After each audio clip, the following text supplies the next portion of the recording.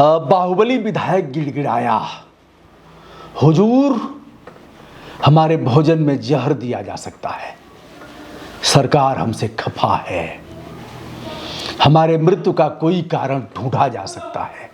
गाड़ी तो नहीं पलटी लेकिन और भी कारण हो सकते हैं, हमें जान से मारने का उसमें एक कारण जहर देकर मारना भी हो सकता है, हुजूर हमारी रक्षा करिए। जी हाँ, मैं बात कर रहा हूँ बाहुबली विधायक मुख्तार अंसारी की, जो 5वीं बार विधायक हैं मऊ से। मूल रूप से मुख्तार गाजीपुर के निवासी हैं, मोहम्मदाबाद के, यूसुफपुर के, और वर्तमान में बुंदेलखंड की बांदा जेल में निरुद्ध हैं। बांदा जेल में उनका कैसे आना हुआ, पंजाब के रूपनगर जेल से सुप्रीम कोर्ट का आदेश हुआ और कैसे कैसे वहाँ से लाया गया, यह मामले आप जानते हैं पूरी तौर पर भिगे हैं। एक मामला एम्बुलेंस प्रकरण का आया था, विधायक निधि। चलिए हम विधायक निधि पर भी बात कर लेते हैं। विधायक निधि यानी इनके अकाउंट में कोई पैसा नहीं होता है। बार बार लोग कहते हैं, इस बात का उल्लेख करते हैं कि विधायक ने ऐसा क्यों नहीं करा दिया। विधायक करा सकता है, विधायक किन किन मामलों में करा सकता है वह है, उसकी एक गाइडलाइन बनी हुई है कि इन मामलों में माननीय सदस्य विधानसभा और माननीय लोकसभा सदस्य, माननीय राज्यसभा सदस्य, माननीय विधान परिषद सदस्य, इन लोगों की जो विधायक और सांसद निधि है, जो विधायक निधि विधायक की है वही विधान परिषद सदस्य की है, जो सांसद की है वही राज्यसभा के सदस्य की है, उतना ही है इनके निधि में। यदि शासन सत्ता का कहीं प्रभाव है तो उनके क्षेत्र में अलग से काम शासन सत्ता के द्वारा भेज दिया जाएगा, कुछ और भी रिकमेंडेशन हो सकता है, लेकिन विधायक निधि बराबर बराबर है, सांसद निधि भी बराबर बराबर है। आइए उस मामले में वह क्या क्या कर सकते हैं अपने सांसद और विधायक निधि से। गाइडलाइन के अनुसार वह लोग सीडीओ को यानी मुख्य विकास अधिकारी को प्रपोजल देते हैं, बताते हैं कि यहाँ से यहाँ तक की सड़क जनहित में लेपन कार्य, जनहित में खड़ंजा, जनहित में सीसी रोड, जनहित में यहाँ का पंचायत भवन, जनहित में यहाँ की पुलिया, जनहित में यहाँ का छोटा पुल, जनहित में यहाँ का विद्यालय, जनहित में यह अतिरिक्त कक्ष, जनहित में यह जो भी है। थाना उना पर तो लोग देते नहीं क्योंकि उससे कुछ होना नहीं है, थाने पर नहीं देंगे, थाने जर्जर हैं। चलिए मैं विषय पर आता हूँ। यह लोग एम्बुलेंस भी देते हैं अपने, और सर्वाधिक पैसे जनप्रतिनिधियों के 50% से अधिक लोग ऐसे हैं जिनका सरस्वती माँ के प्रति बड़ी उदारता का भाव है, बड़े कृतज्ञ हैं, और शिक्षा मंदिर में लोग पैसा देते हैं क्योंकि वहीं से खेल होता है। खेल मेरे समय में 30% से शुरू हुआ था। मैंने अनेक लोगों को जाना जिन लोगों ने 30% से शुरू किया, मामला 40% आया, 50%, और अब कहीं कहीं उससे भी अधिक है। विद्यालय के लोग ऐसे देते हैं, उसका फ़ोटो खिंचवाया जाता है। भवन पहले कम दिखाया रहता है, उसी भवन को कभी कभी दिखा करके फोटोग्राफी करके जिला विद्यालय निरीक्षक, जिला बेसिक शिक्षा अधिकारी और संबंधित जो विभाग हैं वह लोग इस पर खेल करते हैं और पैसे उतर जाते हैं।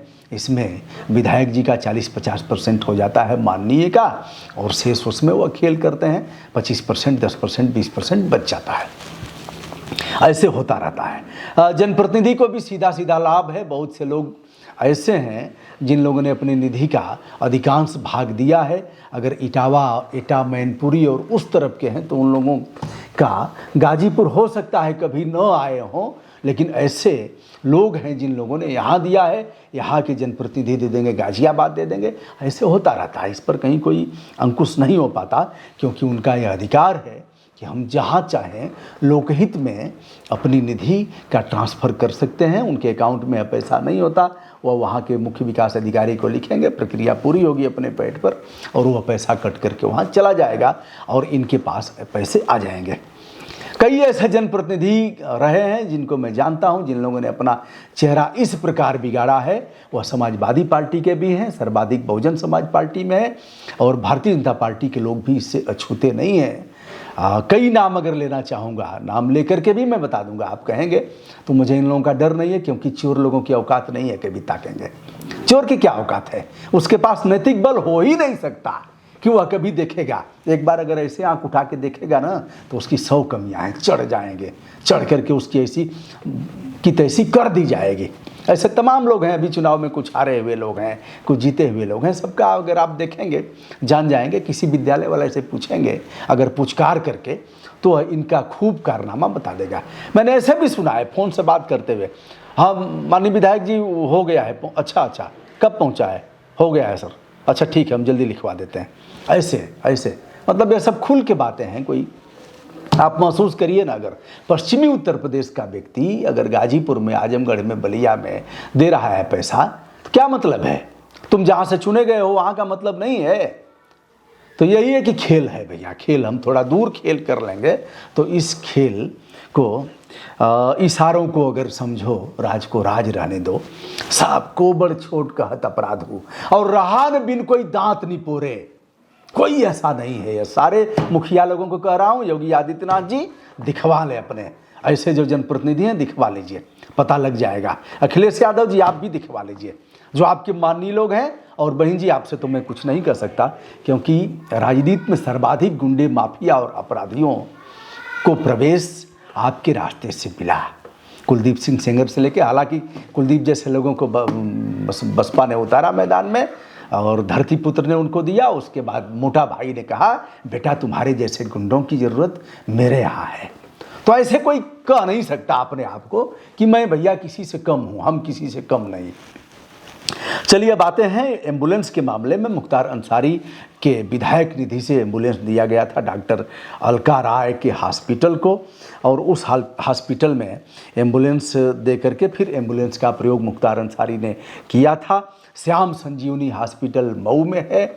और जब मोहाली कोर्ट में पेशी के दौरान इस एम्बुलेंस के बारे में छानबीन की गई, पहली बार प्रकाश में मामला आया, तो यह पाया गया कि फर्जी अभिलेख के आधार पर और फर्जी पते के आधार पर इस एम्बुलेंस का रजिस्ट्रेशन कराया गया है अलका राय की संजीवनी हॉस्पिटल में। लेकिन यह दर्ज की गई है वहाँ का जो सहायक संभागीय परिवहन कार्यालय है, यानी ARTO का बाराबंकी में, वहाँ इस एम्बुलेंस का पंजीकरण किया गया है। रजिस्ट्रेशन में यह सब सारे अभिलेख फर्जी रूप से लगाए गए हैं। जब मामले को और भी गहरी छानबीन SIT ने जांच किया तो अलका राय ने कहा साहब यह बात सही है कि मैं राखी बांधती थी मुख्तार अंसारी को, मुख्तार भैया को राखी बांधती थी, लेकिन हमसे बलपूर्वक, हमको डरा करके हमसे हस्ताक्षर कराया गया। अलका राय जी ने पहले नहीं कहा यह बात कि मुझे डराया गया। जब मामला प्रकाश में आया तब लोग ऐसे बताते हैं। अलका राय और उनके भाई हैं, उनके ऊपर भी मुकदमा दर्ज किया गया। चालक सहित राजनाथ यादव और कौन कौन लोग हैं, कुल 6-7 लोगों पर फ्रॉड प्ले के मुकदमे दर्ज किए गए, जिसमें 419, 420 ऐसी सुसंगत धाराओं में अपराध दर्ज किया गया। और उस एम्बुलेंस की जब बात चली और प्रकाश में आया तो उस एम्बुलेंस को चालक और अन्य लोग छोड़ करके किसी ढाबे पर फरार हो गए। मुख्तार अंसारी ने कहा कि हमें उसी मामले में पेशी थी यह कोर्ट में, बाराबंकी कोर्ट में, और फिर अधिवक्ता ने यह बात बताया जज साहब से। मुख्तार अंसारी ने कहा कि साहब सरकार हमसे बेहद नाखुश है और हमारे भोजन में जहर देकर के हमें मारा जा सकता है। एक बात यह कहा, दूसरी बात यह कहा कि हमें VIP स्तर की सुविधाएं मिलनी चाहिए। या वही मुख्तार अंसारी हैं जिसने कहा हमारे रीढ़ की हड्डी में प्रॉब्लम है और हमें तख्त दिया जाए सोने का, सीमेंट की चौकी पर सोने में दिक्कत हो रही है। फिर कहा हमें कूलर की व्यवस्था की जाए, हुजूर जेल में गर्मी बहुत अधिक लग रही है।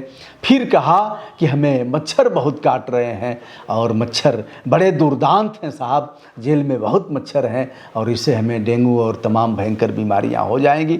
मच्छरदानी प्राप्त कराई गई, तख्त प्राप्त कराया गया, कूलर भी संभवतः प्राप्त कराया गया।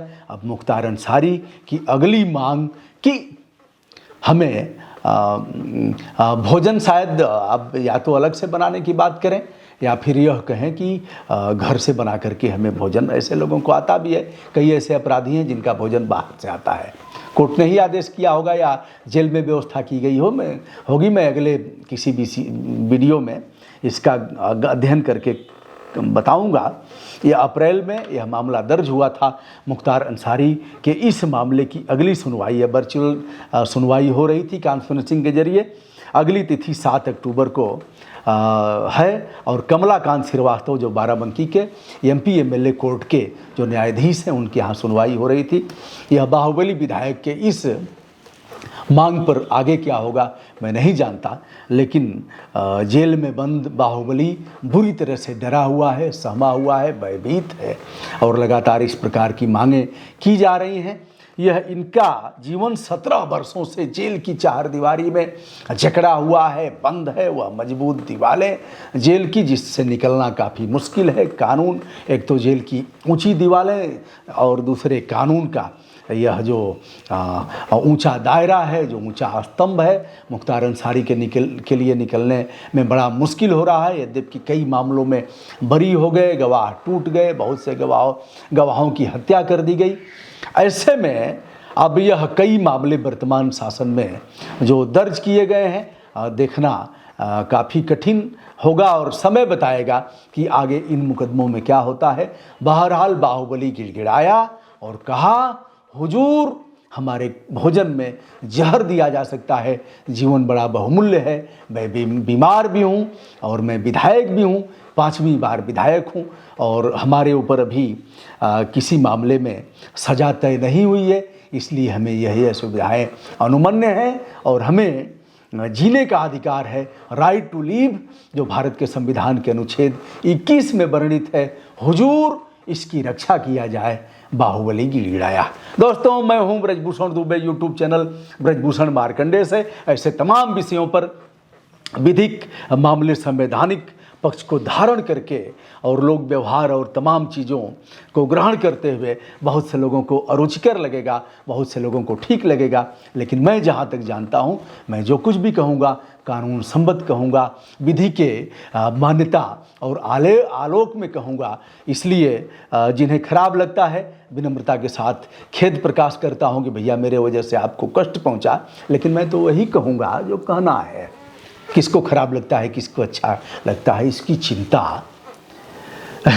चिंता करना तो कोई मतलब। बहुत से लोग कहते हैं हम आपको अनसब्सक्राइब कर दीजिए भैया, क्या करेंगे हम, आप कर देंगे तो हमें कष्ट तो होगा ही, जाहिर सी बात है कष्ट होगा। लेकिन यह है कि मैं अपने इन सिद्धांतों से समझौता कैसे कर सकता हूँ। हो सकता है दाएं बाएं, हो सकता है चूक हो जाएगी, बहुत से मामलों में ऐसा नहीं है कि विधि की पूरी जानकारी करके बैठा हूँ और सारी चीज़ें मैं ही जानता हूँ, ऐसा तो नहीं है। चूक हो जाएगी, चूक होगी तो उसे सुधारूंगा। चलिए, सादर प्रणाम, नमस्कार, शुभकामना।